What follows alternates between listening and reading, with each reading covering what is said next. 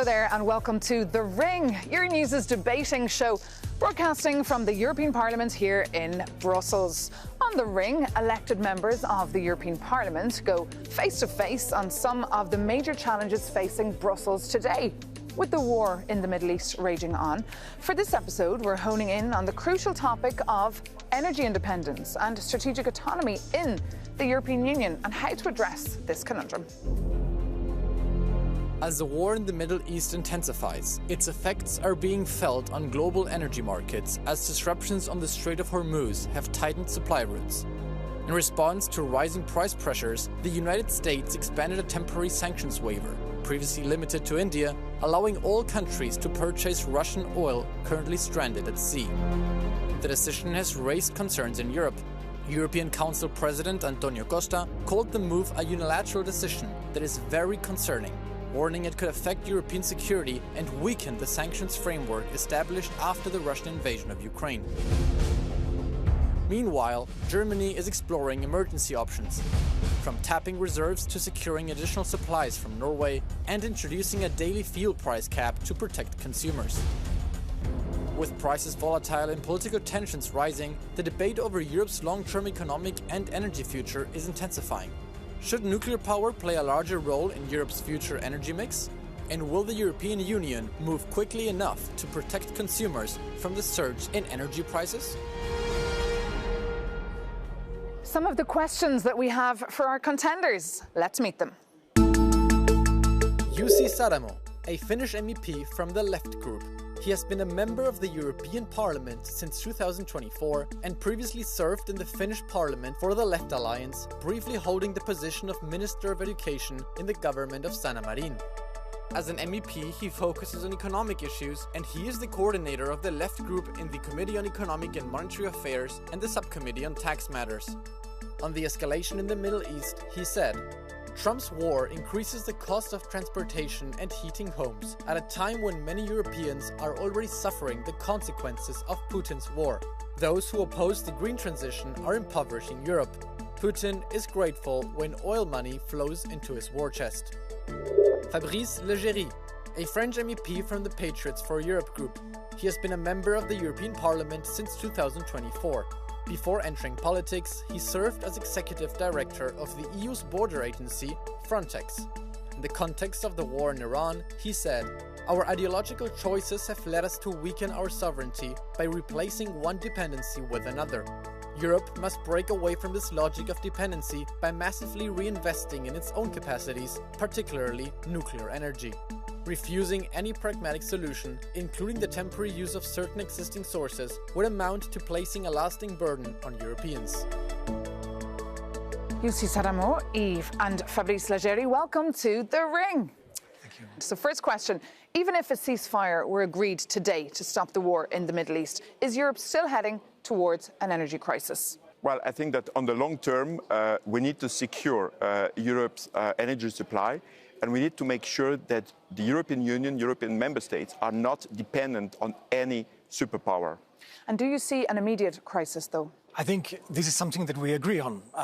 Europe has had an energy crisis going on for a very long time, and it's just plain stupid. Even if good times, we are pouring money to Saudi Arabia, Russia, Iran, and it has a geopolitical level that we should get rid of. Well, our viewers are sitting at home extremely concerned this week. If you look at countries like Germany as well, where fuel prices have gone up by 5% in recent weeks, that's well above the EU average. They're looking for measures, perhaps EU measures. We understand in Germany they're introducing a potential daily price cap, but is this time for the European Union now to intervene? Well, from my perspective, we should make sure that oil is not, that taxes on oil are not too high.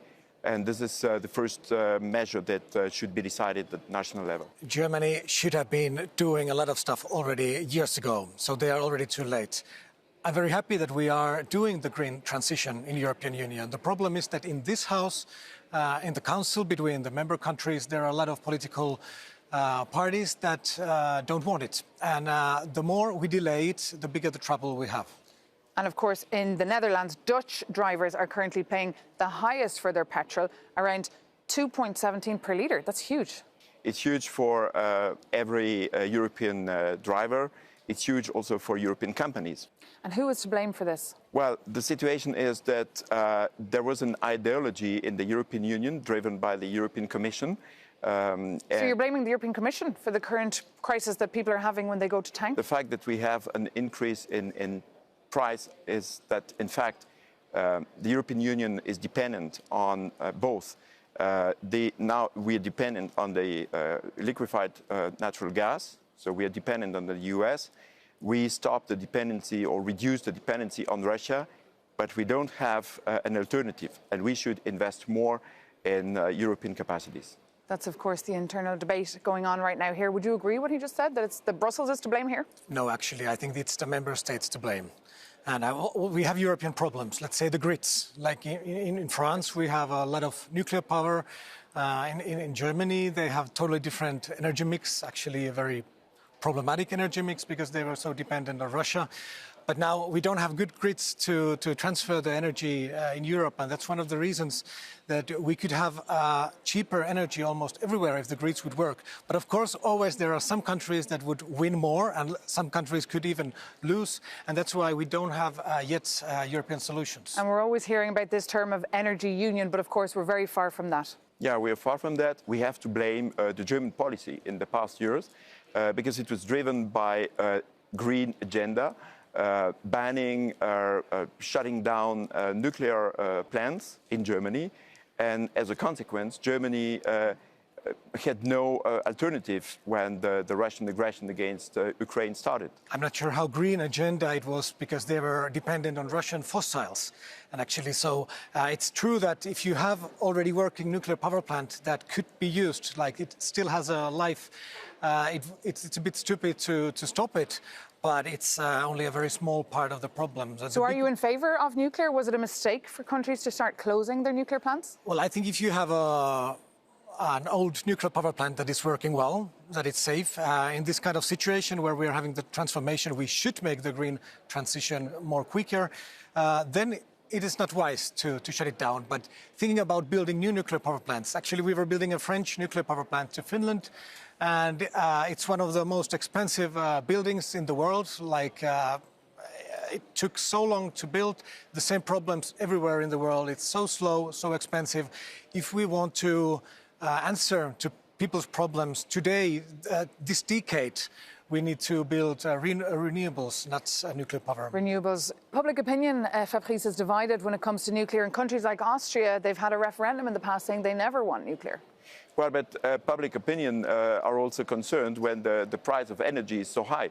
So they also have to be informed about the consequence of not being independent. And my concern is that Europe or European countries are not self-standing. They are dependent on other sources, on other third countries. And on that dependency, we saw Antonio Costa spend some of his week, of course, in Azerbaijan.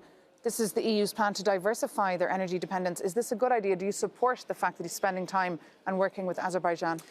We can always find a new authoritarian dictatorship, new area where we can buy the oil, but the problem is the market. Like now, if we don't buy the Russian fossils, somebody else will do. So actually, the more we buy fossils, the bigger the problem is, no matter if we are responsible. And actually, I don't think that Azerbaijan, Saudi Arabia, Iran, Russia, even United States are countries that we want to pour our money into. Why don't we keep our money here in Europe and let's make more green energy? But in the interim, what do we do? Because it takes time. Well, actually, it's very quick. The renewables are so much better than nuclear when we speak about the time, how quickly we can build it. As I told, we are too late.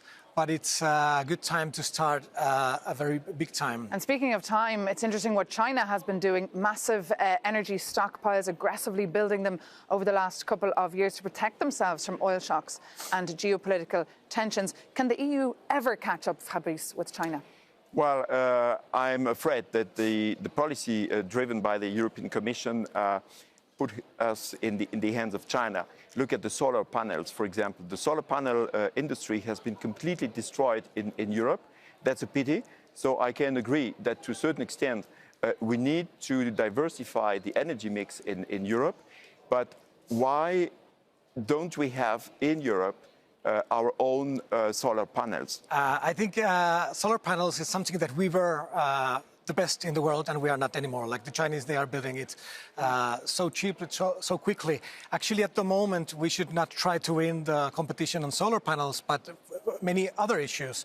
Like now we are fighting about electric cars, and this is a competition we cannot lose this competition. China, it's a fierce capitalist competition inside China, but outside they are dumping prices. Actually, both China and US, they are very much taking care of their own benefit. And in the European Union, we have been living on this neoliberal dream that there is a free market that will solve all the problems. And this is the main problem. But I don't think that it's only the Commission or the European Union to blame. I think, again, it's the member states that have been building this system together, of course, with the European Union. That's the view from the MEPs we'd like to hear as well. Who do you think is to blame? You can always write to us at thering@euronews.com. But gentlemen, I want to stop you there as we're just getting into it.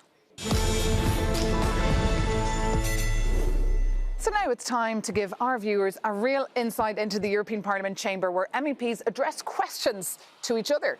That means that our MEPs can directly challenge each other, just like you do inside the hemicycle. And I know you sit on other sides of the hemicycle, so you don't know each other, so I'm glad that you're meeting here on the ring. Jussi Saramo, the floor is yours.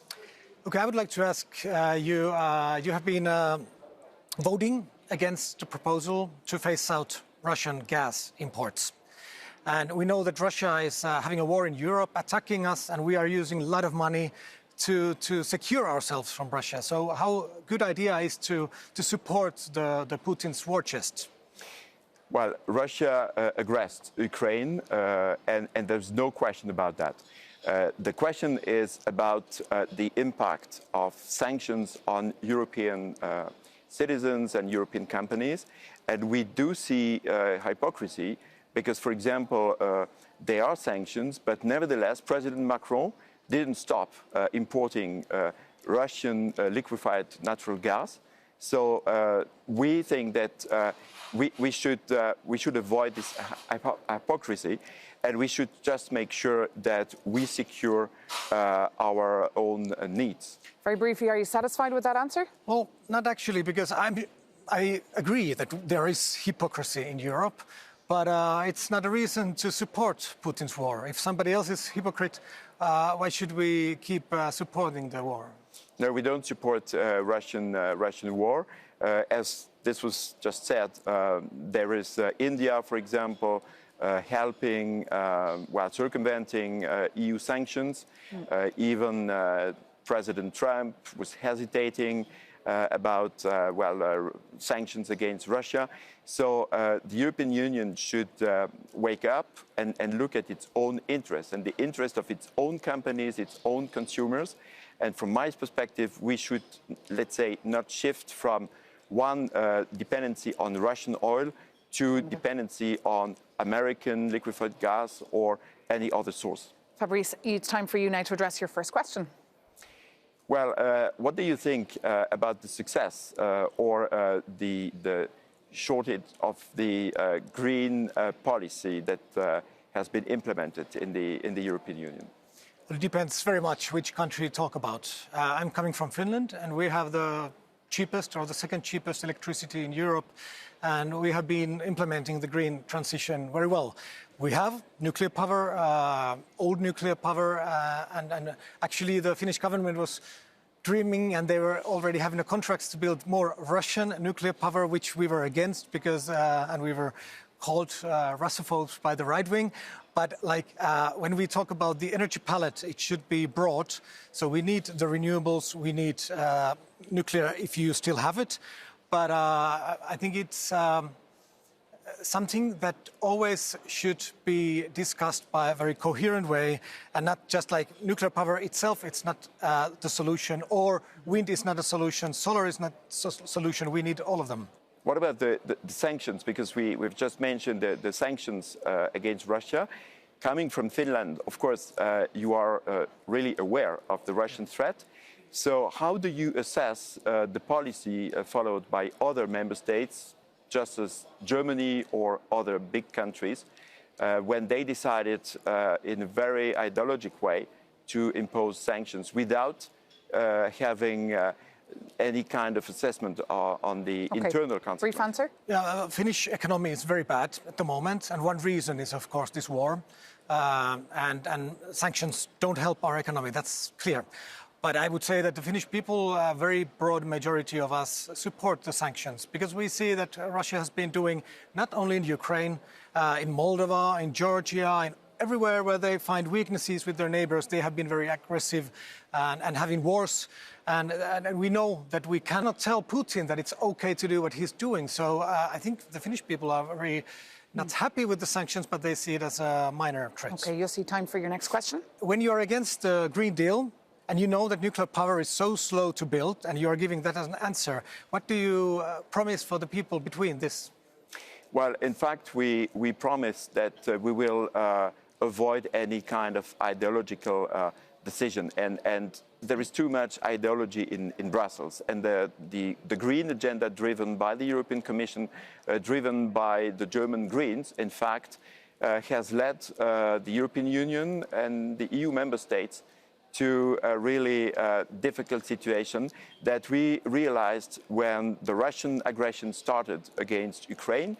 And overnight, we had to impose sanctions on Russia, that's fine, but we had no alternative, and we had to shift our dependency to the United States. And of course, it's also worth pointing out to our viewers that the green agenda has slightly shifted now to the clean industrial agenda, and this whole idea of the Green Deal is barely mentioned now with the new tone inside the European Commission. But we've heard from you, we've heard from the MEPs, and I'd like now to bring in a new voice here. I'd like to bring in now the voice of President Volodymyr Zelensky. Speaking at a press conference alongside the French President Emmanuel Macron in Paris, he said, "I believe that lifting sanctions will in any case lead to a strengthening of Russia's position. It spends the money from energy sales on weapons, and all of this is then used against us." And of course, you must have seen this week that due to the crisis in the Middle East, President Donald Trump has eased sanctions on all countries buying Russian oil for 1 month. And President Zelensky clearly not impressed with this decision. What is your view here? In fact, we see that there is hypocrisy, and it's always the same pattern that the European Union wants... But what's your view on what President Trump has done? What President Trump is doing? Well, the crisis in the Middle East is much broader. There is geopolitics, there is Iran being a threat to its own people, because we should not forget... So do you support what he's done? I'm saying that we will not regret if the Islamist regime in Tehran collapses. We will not regret that regime. And we should also take into account that the nuclear threat represented potentially by Iran is huge for the region there, for Arab countries neighboring Iran, for Israel, and for a part of Europe. Okay, let's bring in the view of Jussi Saramo on this point. Well, it's clear that Iran is a horrible theocratic regime for its people, and these brave people, thousands of them have lost their lives fighting against the regime. So, of course, I want to support the Iranese people to fight for their liberty.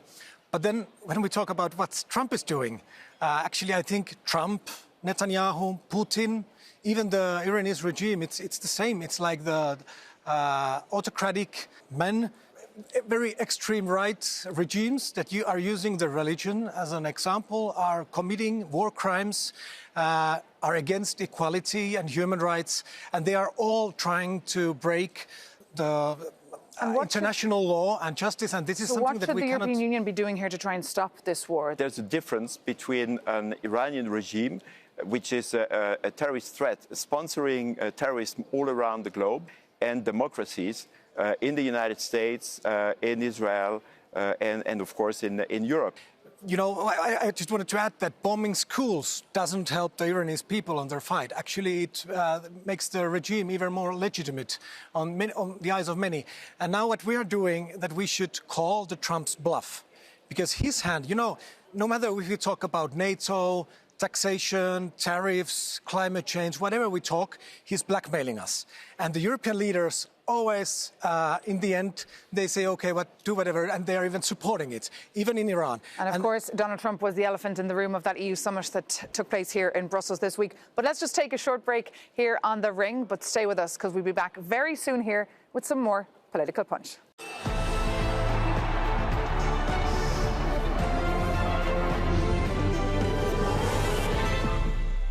Welcome back to The Ring, Euronews' weekly debating show. I'm joined by MEPs Fabrice Leggeri and Jussi Saramo, and the idea here is to bring the European Parliament debates to your very sofa. This week we're focusing on how the war in Iran is affecting European consumers. As global energy markets react to disruptions around the Strait of Hormuz, trade flows are shifting in very unexpected ways. The US President Donald Trump has expanded a temporary sanctions waiver, allowing countries to purchase Russian oil. But who are the top buyers of Russian oil? That is what we're taking a look at. India with about 40%, China with about 30%, and then Turkey with 10% of the Russian seaborne crude. Sanctions, of course, have been a big part of the EU policies against Russia since the invasion. But the question is, of course, is Russia actually feeling it? Gentlemen, a reaction there to that data. Fabrice? Well, I'm not surprised by the figures. In order to make EU sanctions really effective, we should have coordinated our measures with other big players in the world. Is Vladimir Putin the big winner of this war? Definitely. The sanctions, even they haven't been working as well as we have been hoping, but the sanctions have been working on one issue, that the price that Russia has been getting has been very low. And now, after Trump's maneuvers, the prices are going up, what Putin is getting, and that's very bad for us. It's very bad for everyone. But now that the European Union has just this year signed a historic trade deal with India, does Brussels have more leverage now, perhaps, with counterparts there? Well, the problem is that President von der Leyen, President of the Commission, behaves as she had the power to be a big player. She compares herself with Donald Trump, with Chinese leadership and so on. But in fact, she has just weakened the position of the Would you agree with what Fabrice has just said? I agree, maybe with some slightly different reasons, but it's true. I said that we should call the Trump's bluff. And actually, he doesn't have as good hand of cards on his hand. What he's blaming, US is a superpower thanks to Europe. And if we say no, it's true if von der Leyen says no to Trump when he's blackmailing us. Trump doesn't care. But the markets, they care. And always when the markets go down, if Trump says, OK, let's put 80% of the tariffs, let's put it. In the end, it will be bad for us, but it will be very bad for the United States. And after that, the Trump has to listen to us. But this is the weakness. But it's not only von der Leyen. It's Merz. It's the whole EPP, this group that it's leading the European Union, that it's very weak and they should find their spine. We need to be tough players. And I think that if they are bargaining... But Ursula von der Leyen is trying to be tough. But when she's tough, you say she's overstepping her line. She is not, because she doesn't have a mandate to do so. So will the EU only work if we have a proper government structure with an elected president and proper ministers instead of 27 commissioners? Well, this is a very big discussion. Yes. But actually, I agree that we should, like we have now Orban, we have Fico, we have the fifth column inside the European Union. Some are playing for Trump, some are playing for Putin. And it's one of the reasons why Europe is weak, that we are so divided. And of course, you mentioned two very important leaders of Hungary and Slovakia, who, of course, are still very much reliant on Russian oil. That's why we've seen as well, and we've been reporting about for weeks here about that Druzhba pipeline, the big spat between Ukraine and Hungary. Orban's party, Fidesz, it's your biggest ally here in Brussels. Why aren't you pushing them to work for Europe and not for MAGA, not for Trump and Putin? Well, in the Patriots group, we have 12 nationalities, and the French members represent the biggest part of the But on that question? But on Orban, we say that, of course, when it comes to this issue about the pipeline, this shows that Europe is still dependent, and there is no alternative for Hungary to import energy. So we consider that this is a national issue in our group. We consider that international relation and foreign affairs is a sovereign national issue. But is it enough to hijack then the 90 billion euro loan for Ukraine? Well, we are against this loan because it's not, in our views, in the long-term interest of European citizens. Because that means that the European Union now is developing huge debts. And coming from France, I can see what President Macron did. So he increased French debt by 50% in the past 10 years. And we see a pattern now that President Macron has convinced, obviously, the European Commission and the Germans to develop also that at the European Union level. So that's our concern. It's not about Russia or Ukraine. It's about our own interest. I think it's all about Ukraine. If they cannot defend themselves, if they cannot feed their people, they will collapse. And that will be not just terrible for all the Ukrainians, but it will be terrible for the whole Europe. And we are always cleaning the mess that US is doing in Iran, Iraq, Afghanistan, wherever. This is something that we don't have to touch. Maybe we cannot stop them killing people. We cannot stop Netanyahu making genocide, but we should not support them. But when we are in Europe, we have to do all we can to prevent this kind of dominoes that Russia is having all their borders. But on that point, we can move on now to our fifth and final round. Are you all set? Ready. Ready. To finalise now, it is time for something a little bit different. I'm going to be asking our MEPs a set of questions, and you can only answer with yes or no. Is that doable? Yes, I hope so. Should nuclear energy be classified as green? Yes.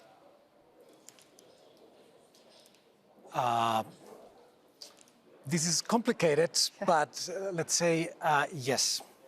Should all EU countries be investing in nuclear? Yes. No. Should EU funding be helping support nuclear energy? Yes. No. Is hydrogen energy a good solution? Yes or no? No. Yes or no? Usually yes. Should the EU ban fossil fuel use by 2040? Yes or no? No. Yes. Yes or no? Should natural gas still be used as a transition fuel? Yes or no?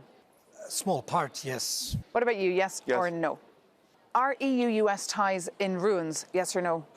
They should be. They are. Yes. What about you? Yes or no? No. And final question for you both. Will this crisis slow down the green transition? Should not. But it looks like we have responsible politicians, so yes. What about you? Yes. Yes or no? Well, that final answer does bring this edition of The Ring to an end. Thank you so much, Fabrice Leggeri and Jussi Saramo, for being our guests. It's been great to hear your views and your insights. But of course, what about you? Let us know what you think about what we've been discussing. You can write to us at thering@euronews.com and tell us how you feel about the current energy crisis and the role of the European Union here. Take care and see you soon on Euronews.